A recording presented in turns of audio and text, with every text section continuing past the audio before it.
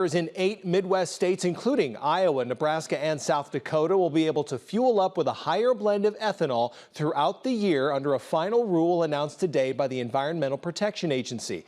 But E15 sales won't start right away. In fact, the fuel blend, which contains 15% ethanol and is often cheaper than traditional gas, won't be sold in those states until 2025.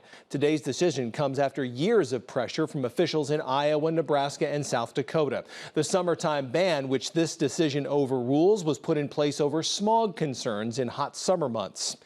While happy with the EPA that they will allow year-round sales of E15 in those states, Iowa Governor Kim Reynolds is not pleased that it won't start till 2025. She's taking action. In a statement, Reynolds said she's seeking a waiver to continue offering drivers the option to buy lower-cost, cleaner-burning E15 in Iowa this summer. South Dakota Governor Kristi Noem also wonders why that switch to year-round E15 sales has to wait until 2025. In a post to X, the social media platform formerly known as Twitter, the Republican said if the EPA allowed E15 gas sales today, quote, gas prices would start dropping immediately as more E15 became available, end quote.